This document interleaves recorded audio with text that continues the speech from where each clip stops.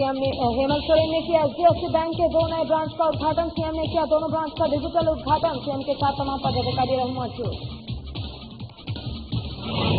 आम लोगों से मिले सीएम हेमंत सोरेन। सीएम ने सुनी लोगों की समस्या, विभागीय अधिकारियों को दिया उचित दिशा निर्देश।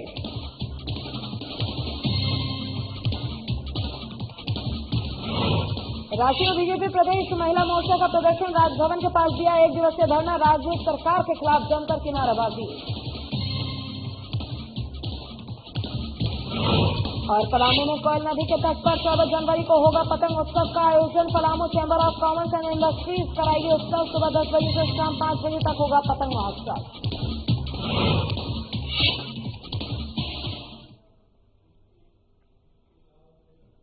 नमस्कार, आप देख रहे हैं झारखंड एक्सप्रेस और मैं हूं आपके साथ पूजा अग्रवाल। बुलेटिन की शुरुआत करेंगे इस वक्त की अहम खबरों के साथ। मुख्यमंत्री हेमंत सोरेन ने आज एचडीएफसी बैंक लिमिटेड के रांची स्थित 2 नए ब्रांच का डिजिटल उद्घाटन किया है। मुख्यमंत्री हेमंत सोरेन ने एचडीएफसी बैंक लिमिटेड के लाइन टैंक रोड रांची और सिंह मोड़ रांची स्थित 2 नए ब्रांच का डिजिटल उद्घाटन किया है। इन दोनों ब्रांच के शुभारंभ में रांची में अब एचडीएफसी बैंक लिमिटेड की 14 शाखाएं कार्यरत हो जाएंगी।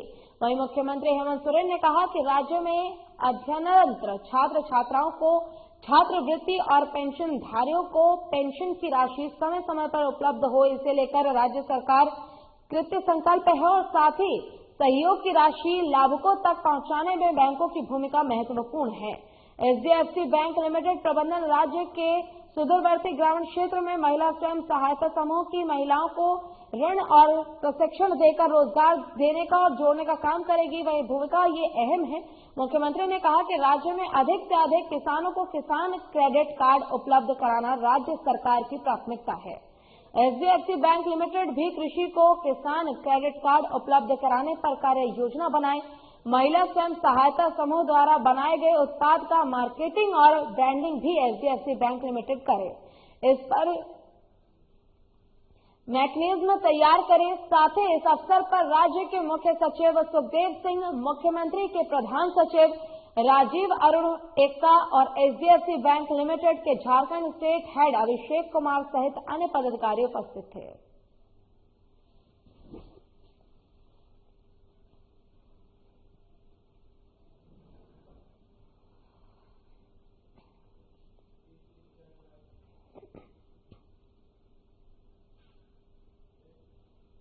रांची काके रोड स्थित सीएम आवास में मुख्यमंत्री हेमंत सोरेन ने आम लोगों से मुलाकात की। इस दौरान सीएम ने आम लोगों की शिकायतें और समस्याओं को सुना। सीएम ने स्वयं चलकर एक एक लोगों के पास पहुंचे और उनके हाथों से आवेदन पत्र लिया। सीएम ने लोगों के समस्याओं के समाधान के लिए पदाधिकारियों को निर्देश भी दिए हैं।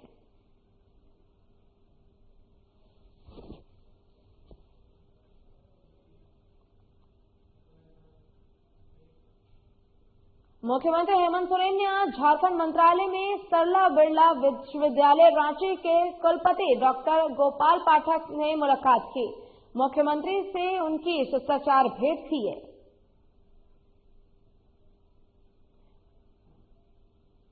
रांची के कुलपति से सीएम हेमंत सोरेन ने मुलाकात की है। ये उनकी एक शिष्टाचार भेंट थी और ऐसे में उन्होंने उनको फूल का गुच्छा देकर भी उनसे मुलाकात की है।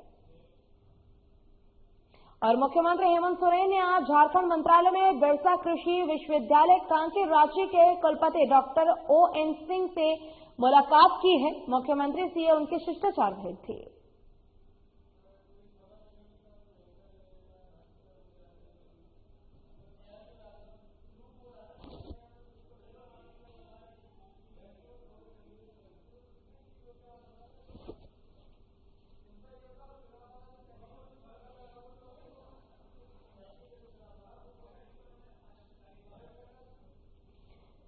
सीएम से मुलाकात करने पहुंचे हैं। आपको बता दें कि फूल का गुच्छा देकर उनसे मुलाकात किया गया। सीएम हेमंत सोरेन से मुलाकात करने के लिए ओएन सिंह उनके पास पहुंचे हैं और ऐसे में कई बातों को लेकर उनसे चर्चा भी की गई। राज्य में बढ़ते अपराध, महिला उत्पीड़न और मांझी कांड के खिलाफ बीजेपी की प्रदेश महिला मोर्चा ने राजभवन के पास 1 दिवसीय धरना प्रदर्शन किया। इस दौरान मुख्यमंत्री हेमंत सोरेन के खिलाफ जमकर नारेबाजी भी की गई। साथ ही महिला उत्पीड़न और ओरमांझी हत्याकांड को लेकर राज्यपाल को ज्ञापन सौंपा गया। बीजेपी महिला मोर्चा के तत्वाधान में आयोजित 1 दिवसीय धरना प्रदर्शन में महिलाओं ने झारखंड सरकार के खिलाफ जमकर नारे लगाए। साथ ही महिलाओं पर हो रहे अत्याचार पर रोक लगाने की मांग की। मौके पर मौजूद महिला मोर्चा की प्रदेश अध्यक्ष आरती कुजूर ने कहा है कि ओरमांझी हत्याकांड के 6 दिन बीत गए हैं, लेकिन अब तक प्रशासन के हाथ खाली है। हेमंत सरकार नहीं चाहती है कि राज्य में महिलाओं पर हो रहे अत्याचार रुके। उन्होंने कहा कि जिस तरीके से लगातार निर्दोष लोगों की हत्याएं हो रही हैं, महिलाओं के साथ दुष्कर्म की घटनाएं बढ़ रही हैं, ऐसे में हेमंत सरकार हर मोर्चे पर फेल नजर आ रही है।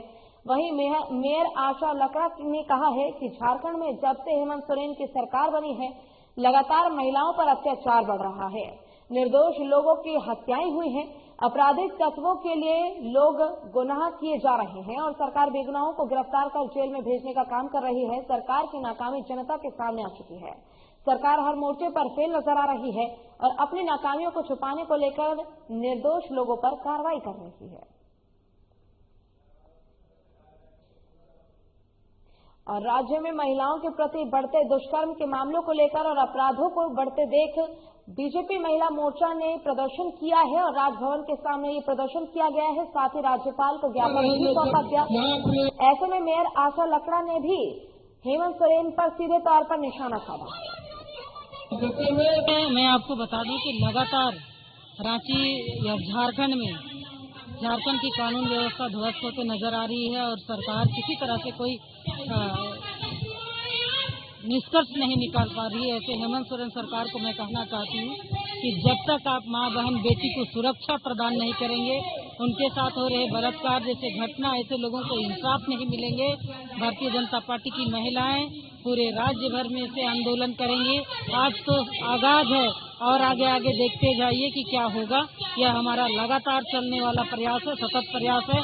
जब तक बहनों को न्याय नहीं मिलेगा तब तक पूरे झारखंड की बहनें न्याय की मांग करने के लिए यहाँ बैठेंगे। मेरा ये कहना है कि आप जेएमएम आरोप लगा रहा है, ये आरोप लगा रहा है, आपका क्या विचार है? आप क्या कहते हैं? आपका क्या विचार है? आपको भी दिख रहा होगा कि किस प्रकार से बलात्कार की घटनाएं बढ़ रही है, हत्याओं का दौर चल रहा है, प्रतिदिन इस तरह की घटनाएं हो रही है, जिससे स्वाभाविक रूप से आम जनमानस में विक्षोभ है। और यही कारण है कि भारतीय जनता पार्टी के हजारों की संख्या में महिलाएं आज राजभवन के समय धरने पर बैठी है। और यहाँ रुकेंगे छोटे से ब्रेक के लिए। ब्रेक के बाद जल्द होंगे हाजिर।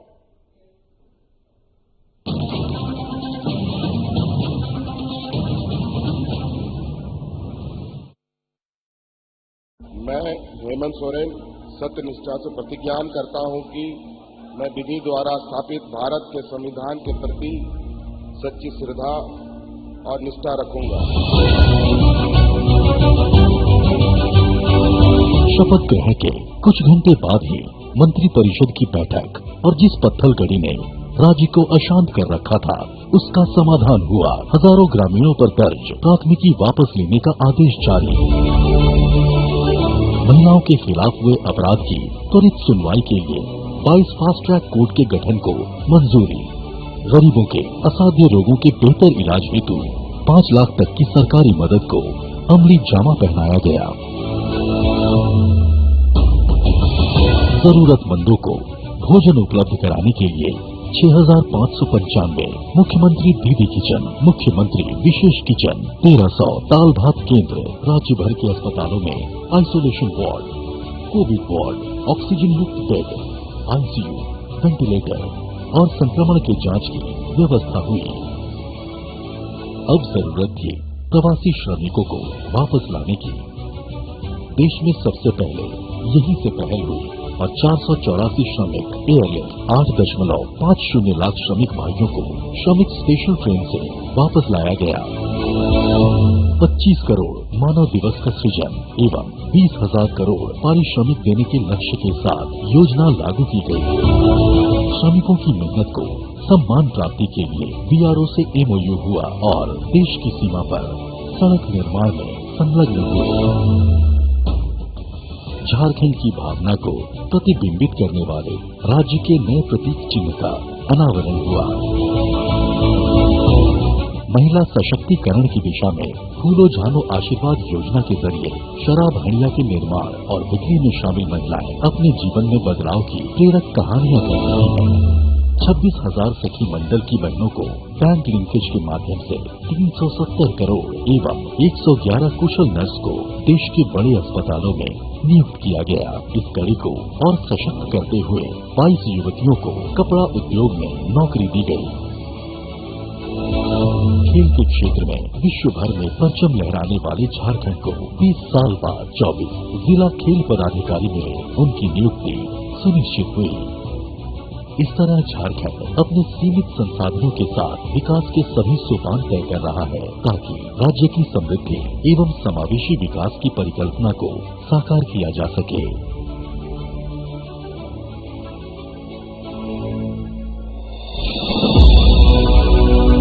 आइए साथ चलें, नए झारखंड की राह चलें।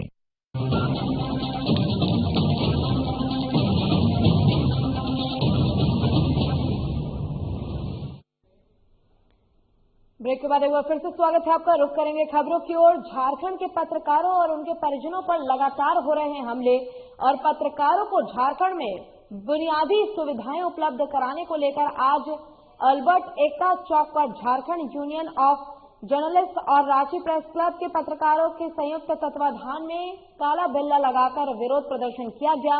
पत्रकारों ने हाथों में तख्तियां लिया और अपने अधिकारों के लिए आवाज बुलंद की। खूंटी जिले के वरिष्ठ पत्रकार अनिल मिश्रा ने बेटे संकेत मिश्रा की बेरहमी से हत्या कर दी गई थी। हत्यारे अभी भी गिरफ्तारी से बाहर हैं। इस घटना से मर्माहत होकर झारखंड यूनियन ऑफ जर्नलिस्ट और रांची प्रेस क्लब के संयुक्त तत्वाधान में हत्यारों की गिरफ्तारी और उन्हें कड़ी से कड़ी सजा देने की मांग डीजीपी और मुख्यमंत्री से की गई है। वहीं झारखंड में भी अन्य राज्यों की तर्ज पर पत्रकार सुरक्षा कानून लाने की मांग की गई है। प्रदेश में पत्रकारों का उत्पीड़न मामला काफी बढ़ रहा है। ऐसे में उनकी सुरक्षा हेतु पत्रकार सुरक्षा जरूरी है। से अगर आप उठाइएगा तो एक दशक में कई पत्रकारों की हत्याएं हुई, उनके परिजनों पर हमले हुए और साथ ही साथ अगर कई दूसरे राज्यों की ओर अगर आप देखें तो वहां के पत्रकारों को जो सुविधाएं राज्य सरकार देती है, झारखंड में कुछ भी नहीं है। न झारखंड में मेडिक्लेम है, न बीमा योजना है, न ही किसी तरह का आवास योजना की ही बात करें या किसी भी तरह की कोई योजना यहां संचालित नहीं है। हमारी मांग है कि खूंटी में वरिष्ठ पत्रकार अनिल मिश्रा जी के पुत्र की हत्या की गई, उनके हत्यारों की तो गिरफ्तारी हो ही, साथ ही साथ झारखंड में पत्रकार सुरक्षा कानून लागू हो और दूसरे राज्यों की तरह झारखंड में भी पत्रकारों को वो सुविधाएं मिले जो उनका अधिकार है, क्योंकि लोकतंत्र के चौथे स्तंभ के लिए ये चीजें सरकार को झारखंड में लागू करनी ही चाहिए। और कोरोना वैक्सीन को लेकर देवघर सदर अस्पताल में सभी तैयारियां पूरी कर ली गई है। देवघर डीसी मंजुनाथ भजंत्री आज ड्राई रन का निरीक्षण करने देवघर सदर अस्पताल पहुंचे और मौके का जायजा लिया। डीसी ने कहा कि सभी व्यवस्थाएं दुरुस्त हैं और हर एक पहलू पर विशेष निगरानी रखी जा रही है। आज सिविल सर्जन प्रभारी एसके मल्होत्रा के द्वारा पूरी टीम ने कोरोना वैक्सीनेशन को लेकर ड्राई रन किया गया। ड्राई रन के अलावा मॉक ड्रिल भी किया गया, जिसमें कोरोना वैक्सीनेशन के एंट्री पॉइंट से लेकर कोरोना सुरक्षा के साथ हॉल में एंट्री कराना, डॉक्यूमेंट का वेरिफिकेशन कराना और उसके बाद वैक्सीनेशन देने की पूरी प्रक्रिया की गई। इस मौके पर सिविल सर्जन एसके मल्होत्रा ने कहा कि सभी तैयारियां दुरुस्त कर ली गई है और आज मॉक ड्रिल के तहत एंट्री से लेकर एग्जिट पॉइंट तक है सभी प्रक्रिया की गई है, जो कि काफी सफल रहा। इसके अलावा इस वैक्सीनेशन को लेकर जागरूकता फैलाना भी स्वास्थ्य विभाग का कार्य है। डीसी के आदेश को ध्यान में रखते हुए सभी तैयारियां दुरुस्त हैं और वैक्सीनेशन आने के बाद कहीं से कोई भी दिक्कत नहीं होगी।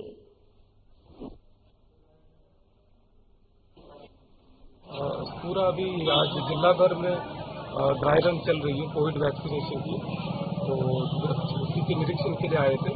तो सभी सुचारू रूप से चल रही है, किसी तरह का कोई इश्यूज नहीं है और सारा तैयारी कर चुके हैं। सर कई तरह की जिले में खासकर किसी तरह का कोई भ्रांति नहीं है। हम लोगों ने बहुत अच्छा से यहाँ कम्युनिकेशन किया है और सारे पंचायत लेवल से लेकर हमारे महिला समूह और टीचर सभी लोगों से हम लोगों ने वीडियो कॉन्फ्रेंस किए हैं, सैनिटाइजेशन करते हुए, थर्मल स्क्रीनिंग करते हुए और मास्क परचेज करते हुए और उसके बाद में उनके आईडी को वहाँ मिलान करते हैं, लिस्ट वहाँ पर उपलब्ध है लाभों का मिलान करते हुए उन्हें वेटिंग रूम में निर्देश देते हुए वहाँ पर बैठेंगे। वहाँ पर सामाजिक दूरी को मेंटेन करते हुए कुर्सियाँ लगी हुई हैं।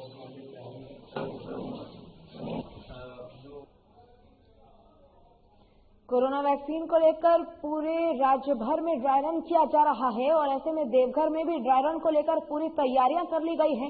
आपको बता दें कि पूरी व्यवस्था को लेकर लगातार निरीक्षण भी किया जा रहा है कि पूरी विधि व्यवस्था जो है वो ठीक से किया जाए, लोगों को आराम से कोरोना वैक्सीन उपलब्ध कराई जाए। ऐसे में एंट्री से लेकर एग्जिट तक और मास्क से लेकर सोशल डिस्टेंसिंग तक सभी चीजों का खास ख्याल रखा जा रहा है। अस्पताल में सभी प्रकार की व्यवस्था भी बैठाई गई है ताकि लोगों को किसी प्रकार की कोई परेशानी ना हो। ऐसे में ड्राई रन और मॉक ड्रिल को लेकर लगातार निरीक्षण किया जा रहा है और कोरोना वैक्सीन को लेकर तैयारियां पूरी हो चुकी है।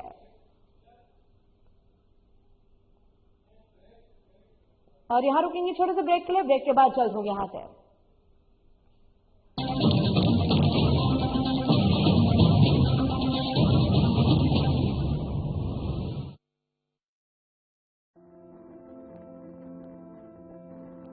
कोरोना का संकट अभी टला नहीं है, इसलिए लापरवाही बिल्कुल नहीं। जब भी घर से बाहर निकले मास्क जरूर लगाएं। दूसरी बात, एक दूसरे से कम 2 गज की दूरी बनाएं। और तीसरा, अपने हाथों को साबुन से अच्छी तरह बार बार धोएं। यदि हम इन सभी मुख्य बातों पर अमल कर लें तो कोरोना वायरस के संक्रमण से बच सकते हैं और हमारा राज्य कोरोना मुक्त हो सकता है। मेरे प्यारे झारखंड वासियों, कोरोना का जंग अभी जारी है। हम और आप मिलकर ही इस जंग को जीत सकते हैं। इसलिए सरकार द्वारा दिए जा रहे निर्देशों का पालन करें और विश्वास रखें, हम और आप मिलकर जरूर इस जंग को जीतेंगे। सूचना एवं जनसंपर्क विभाग, झारखंड सरकार द्वारा जनहित में प्रसारित।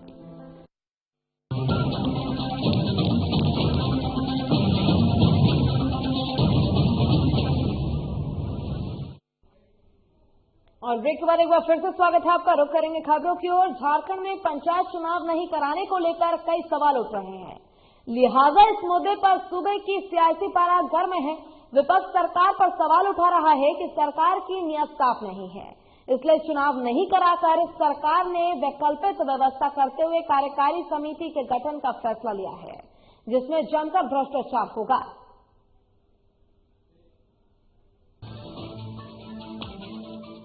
झारखंड में पंचायत प्रतिनिधियों का कार्यकाल पूरा हो चुका है, लिहाजा सरकार ने वैकल्पिक व्यवस्था करते हुए ग्राम पंचायतों, पंचायत समितियों और जिला परिषद के कार्य संचालन के लिए कार्यकारी समिति के गठन का फैसला लिया है, जिसमें ग्राम पंचायत की कार्यकारिणी समिति के लिए पंचायत के मुखिया को अध्यक्ष बनाया गया है। वहीं जिला परिषद के विघटन के बाद परिषद के कार्यों के संचालन के लिए जो समिति बनाई गई, उसका अध्यक्ष जिला परिषद के अध्यक्ष ही होंगे, लेकिन समितियों का गठन संबंधित जिला के उपायुक्त ही करेंगे, जिस पर बीजेपी के प्रदेश प्रवक्ता प्रफुल्ल शाहदेव ने कहा है कि दरअसल सरकार चुनाव कराना ही नहीं चाहती है। कुल मिलाकर सरकार ब्यूरोक्रेसी के हाथों में ही पावर देकर इसमें गोलमाल करना चाहती है। ये कहीं से भी जनप्रतिनिधि को पावर देना नहीं चाहती। हालांकि राजेश ठाकुर ने इस पर कहा है कि हमारी मंशा बिल्कुल साफ है, हम जनप्रतिनिधियों को आज भी शक्ति देना चाहते हैं। कोरोना के अलावा नेता प्रतिपक्ष की वजह से चुनाव आयुक्त की नियुक्ति नहीं हो पाई, लिहाजा बिना चुनाव आयुक्त के पंचायत चुनाव कराना संभव नहीं है। सरकार पंचायत चुनाव से साफ तौर पर भाग रही है। बहुत पहले से इसे पता था कि पंचायतों का टेन्योर खत्म हो रहा है, लेकिन सरकार ने वैकल्पिक व्यवस्था नहीं की चुनाव कराने की। लेकिन अब नी जर्क रिएक्शन में जैसे पूरे ब्यूरोक्रेसी जो है वो प्रभार में, वो डीजीपी का पद हो या गृह सचिव का पद हो, अब इन्होंने पंचायतों में भी वही व्यवस्था लागू करने का प्रयास किया है। ब्यूरोक्रेटिक इंटरफेरेंस भी होगा। मैं मानता हूँ ये डेमोक्रेसी के लिए अच्छा नहीं है और साफ सरकार पंचायती चुनाव से भागती दिख रही है। चुनाव इन्होंने क्यों नहीं कराया? अभी आपने प्रतिनिधि को पावर दे दिया, लेकिन उस प्रतिनिधि के साथ काफी सारे मेंबर्स को रख दिया और उसमें कुछ मेंबर्स ऐसे हैं जिन्हें डिप्टी कमिश्नर नॉमिनेट करेंगे, यानी कहीं ना कहीं उस कमेटी में सीधा तौर पर ब्यूरोक्रेटिक इंटरफेरेंस है। तो किस तरीके से आप कहते हैं पंचायती राज संस्था को सशक्तिकरण की जो बात हम सोचते थे वो तो पूरा यहाँ पे धाराशायी हो गया। राज्य सरकार को पंचायती चुनाव की पहल करनी चाहिए थी समय रहते, लेकिन उसने फिर से पूरे मसले को ब्यूरोक्रेटिक सेटअप में कमेटी बनाकर फंसा दिया। जो मुखिया बने हैं उनको पूरा अधिकार देते हुए अपने जो गांव की सरकार है उसको बरकरार रखने का काम किया है। अब भारतीय जनता पार्टी के लोग के पास जब 25 विधायक रहते हुए एक अदद उनका नेता नहीं मिल पाया हो, एक दल बदलू को वो अपना विपक्ष का नेता घोषित करवाना चाहते हैं और वो चाहते नहीं हैं कि पंचायत चुनाव कराने के लिए जो पंचायत के लिए आयुक्त होते हैं उनकी नियुक्ति हो, इसलिए वो अपने 25 काबिल विधायक को नाकाबिल मानते हुए बाबूलाल मरांडी जी को बनाए हुए हैं। अभी कारण हो सकता है, लेकिन एक ये भी कारण है कि विपक्ष का नेता मौजूद नहीं है और एक दल बदलू को ही लोग विपक्ष का नेता बनाना चाहते हैं। हर बात में बयान हो ये जरूरी नहीं है, पहले बातों को समझना चाहिए तभी बयान देना चाहिए। इधर आजसू ने भी सरकार की मंशा पर सवाल उठाते हुए कहा है कि पूरे देश में कई चुनाव हुए, झारखंड में भी 2 उपचुनाव हुए, पर सरकार पंचायत चुनाव कराने से पीछे हट रही है। ये सरकार गांव की सरकार चाहती ही नहीं है। ऊपर से भले ही सरकार ने पंचायत के कामों के संचालन के लिए जो समिति बनाई है उसने मुखिया या जनप्रतिनिधियों को भी अध्यक्ष बनाया गया है, पर समिति का गठन करने का जिम्मा जिला आयुक्त को सौंप दिया गया। यानी सरकार की मंशा बिल्कुल साफ है कि इन अधिकारियों के मार्फत सरकार पैसे का बंदरबाट करना चाहती है। हालांकि जेएमएम की केंद्रीय महासचिव सुप्रियो भट्टाचार्य ने इस पर कहा है कि सिर्फ बात बनाने से कुछ नहीं होता, विपक्ष बिना सोचे समझे कोई भी आरोप लगा सकती है, पर इसके टेक्निकल पहलू को समझने की जरूरत है। आखिर किसी न किसी अधिकारी को जिम्मेदारी तो सौंपनी ही पड़ेगी।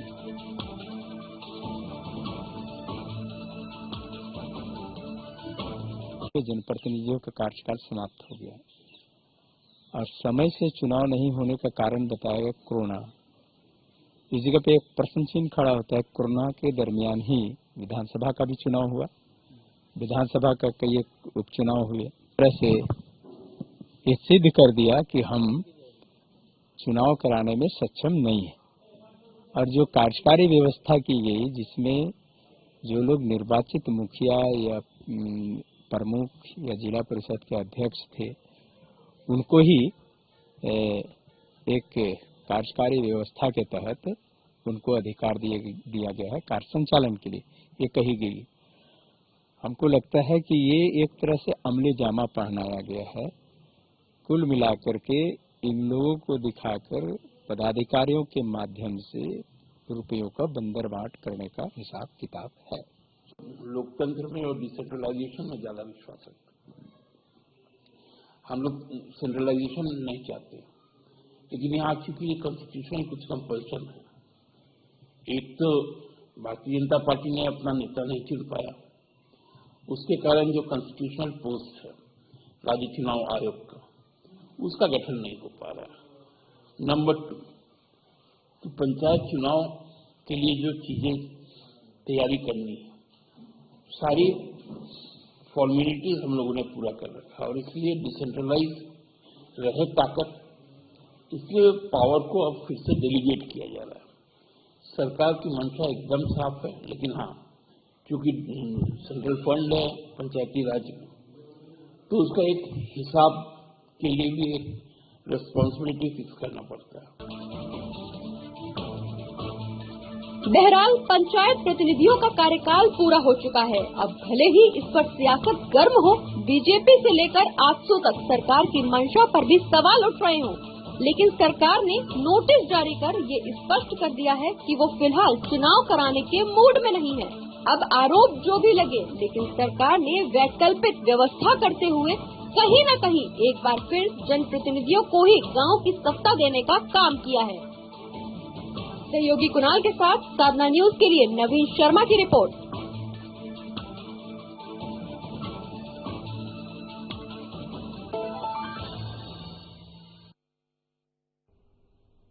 चलिए इसी के साथ खबरों में बढ़ेंगे आगे। चतरा सांसद सुनील कुमार सिंह साहेबगंज में मैथन स्थित बीवीसी चेयरमैन हाउस में रात विश्राम के लिए रुके, जहां बीजेपी कार्यकर्ताओं ने सांसद का बुके देकर स्वागत किया। वहीं पत्रकारों को संबोधित करते हुए सांसद श्री सिंह ने कहा है कि हेमंत सरकार निष्क्रिय सरकार साबित हुई है। दो मामलों में तो सरकार पूरी तरह से स्थिर है, एक तो विधि व्यवस्था यानी कि कानून व्यवस्था और दूसरी वित्तीय स्थिति। दोनों ही स्थिति में सरकार पूरी तरह से असफल है। पिछले 2 महीने में महिलाओं के प्रति जो उत्पीड़न के मामले बढ़े हैं, अपराधियों का मनोबल तो बढ़ा ही है और दूसरी ओर पूरी वित्तीय व्यवस्था ध्वस्त है। पूरे राज्य में कहीं कोई विकास का काम नहीं हो रहा है। खासकर कोरोना के बाद से जो भी प्रवासी मजदूर आए हैं, अगर राज्य सरकार विकास के काम चालू कर इनकी रोजगार की व्यवस्था करे तो इन्हें भी रोजगार मिलता रहेगा, साथ ही राज्य के राजस्व में भी इजाफा होता रहेगा।